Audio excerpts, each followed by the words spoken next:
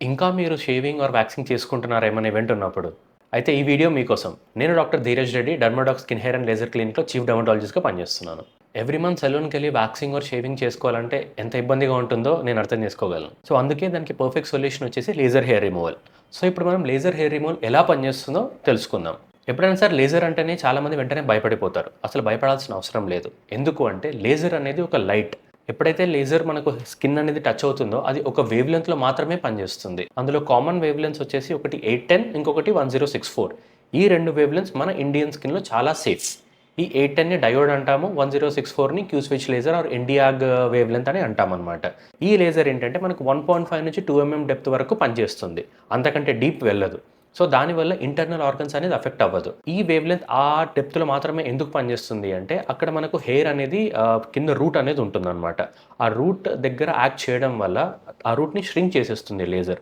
దానివల్ల నెక్స్ట్ వచ్చే హెయిర్ చాలా థిన్‌గా వస్తుంది. దాంతో పాటు వచ్చే డ్యూరేషన్ కూడా పెరుగుతుంది. దీనివల్ల మనకు లేజర్ హెయిర్ రిమూవల్ చేయించుకోవడం ద్వారా హెయిర్ థిక్‌నెస్ అనేది తగ్గుతుంది. ప్లస్ వచ్చే డ్యూరేషన్ కూడా మనకు ఇంక్రీజ్ అవుతూ వస్తుంది. ఈ విధంగా మనకు లేజర్ హెయిర్ రిమూవల్ అనేది హెల్ప్ అవుతుంది. నెక్స్ట్ నన్ను కామన్‌గా అడిగే క్వెషన్ వచ్చేసి లేజర్ హెయిర్ రిమూవల్ ఎవరెవరు చేయించుకోవచ్చు? ఎవరికైతే థిక్ హెయిర్ ఉంటుందో వాళ్ళున్న వాళ్ళందరూ లేజర్ హెయిర్ రిమూవల్ అనేది చేయించుకోవచ్చు. థిక్ హెయిర్ పైననే లేజర్ హెయిర్ రిమూవల్ రిజల్ట్స్ అనేది బెటర్‌గా ఉంటుంది. ఇన్ కేస్ మీ ఫేస్ పైన వెరీ థిన్ హెయిర్ ఉంటే లేజర్ హెయిర్ రిమూవల్‌కి వెళ్ళకండి. థిన్ హెయిర్ ఉన్న వాళ్ళు లేజర్ హెయిర్ రిమూవల్ చేయించుకోవడం ద్వారా కొంతమందికి హెయిర్ ఇంకా థిక్ అయ్యే ఛాన్స్ ఉంటుంది. వీళ్ళు పక్కన పెడితే మిగతా వాళ్ళు ఎవరైనా సరే లేజర్ హెయిర్ రిమూవల్ అనేది చేయించుకోవచ్చు. Laser hair removal treatment start చేసే ముందు చూసుకోవాల్సిన కొన్ని ఇంపార్టెంట్ ఆస్పెక్ట్స్ ఏంటి అంటే, మనకి ఎప్పుడైతే హార్మోనల్ ఇంబాలెన్స్ ఉంటుందో, ఇంటర్నల్లీ కొన్ని చేంజెస్ ఏమన్నా ఉంటుందో, అప్పుడు హెయిర్ గ్రోత్ అనేది థిక్‌గా ఉండొచ్చు. అలా ఇంటర్నల్ ప్రాబ్లమ్స్‌ని మనం ట్రీట్ చేసుకోకుండా ఓన్లీ లేజర్ హెయిర్ రిమూవల్‌కి వెళ్తే రిజల్ట్స్ అనేవి సరిగ్గా ఉండవు. సో, ఆల్వేస్ లేజర్ హెయిర్ రిమూవల్‌కి వెళ్ళే ముందు కొన్ని పారామీటర్స్ అనేది చెక్ చేసుకోవాలి. అందులో ఫస్ట్ వచ్చేసి పీసీఓఎస్. మీకు పీసీఓఎస్ ఉందా లేదా? పీసీఓఎస్ అంటే పాలిసిస్టిక్ ఓవేరియన్ సిండ్రోమ్. దీంట్లో ఏమవుతుందంటే హార్మోనల్ ఇంబాలెన్స్ అవుతుంది. ఈ హార్మోనల్ ఇంబాలెన్స్ వల్ల కూడా హెయిర్ థిక్‌నెస్ అనేది పెరిగే ఛాన్స్ ఉంటుందనమాట. సో, పీసీఓఎస్ ఉందా లేదా చూసుకోవాలి. అలాగే థైరాయిడ్ ఉందా లేదా చూసుకోవాలి. అలాగే ఇంట్లో మీ పేరెంట్స్‌కి కానీ, సిబ్లింగ్స్ కానీ ఎవరికైనా సరే మీలాగా కొంచెం థిక్ హెయిర్ ఉందా లేదా చూసుకోవాలి. కొన్నిసార్లు ఫెమిలియల్ థిక్‌నెస్ కూడా ఉంటుందనమాట హెయిర్. సో, అటువంటి కండిషన్స్‌లో మనం లేజర్ హెయిర్ రిమూవల్ ఎంత ట్రై చేసినా సరే ఎక్స్‌పెక్టెడ్ రిజల్ట్స్ రాకపోవచ్చు.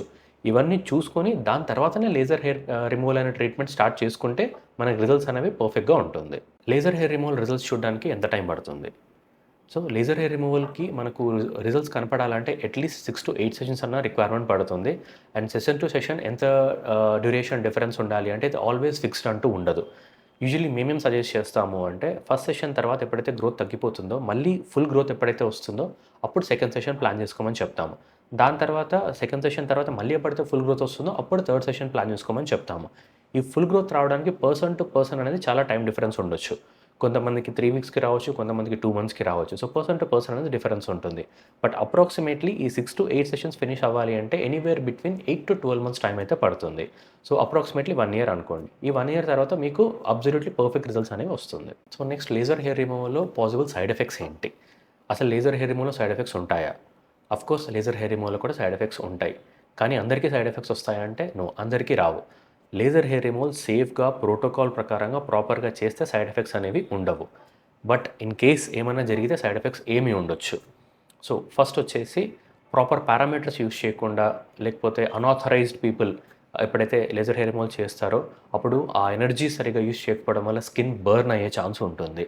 స్కిన్ బర్న్ అయిన తర్వాత అక్కడ డార్క్ స్పాట్స్ పడే ఛాన్స్ ఉంటుంది.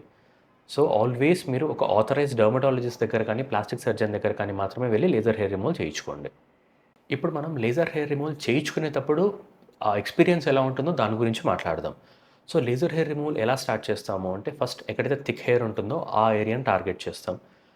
ఒక నీట్‌గా ఎక్కడైతే థిక్ హెయిర్ ఉందో ఆ ఏరియాని మార్క్ చేసి పెట్టుకుంటాం. దాని తర్వాత ఆ థిక్ హెయిర్‌ని షేవ్ చేస్తాం. షేవ్ చేసిన తర్వాత లేజర్ హెయిర్ రిమూవల్ ఏదైతే మెషిన్ ఉంటుందో దాంతో స్కిన్‌కి కాంటాక్ట్ పెట్టి దాని తర్వాత షాట్ అనేది ఇస్తామనమాట. సో, ఇది ఫస్ట్ టెస్ట్ షాట్ అనేది ఇస్తాం. మీ స్కిన్ ఎంత తీసుకుంటుంది ఎనర్జీ, ఎలా ఉంటుంది అని టెస్ట్ షాట్ అనేది చేసి, దాని తర్వాత మీ స్కిన్ తగ్గట్టు ఎనర్జీ అనేది సెట్ చేసుకుంటాం మెషిన్‌లో. దాని తర్వాత ప్రొసీజర్ అనేది కంటిన్యూ చేస్తాం. ప్రొసీజర్ కంటిన్యూ చేస్తున్నప్పుడు ప్రతి షాట్ ఇచ్చినప్పుడు మీకు స్లైట్ ప్రికింగ్ సెన్సేషన్ అనేది ఫీల్ అవ్వచ్చు. అండ్ ప్రొసీజర్ అయిన తర్వాత మైల్డ్ రెడ్‌నెస్ ఉండొచ్చు. దాంతో పాటు చిన్న చిన్నగా బబుల్స్ లాగా బబుల్స్ అంటే నాట్ వాటర్ బబుల్స్ లైక్ చిన్న స్వెల్లింగ్ లాగా కూడా మీరు నోటీస్ చేయొచ్చు.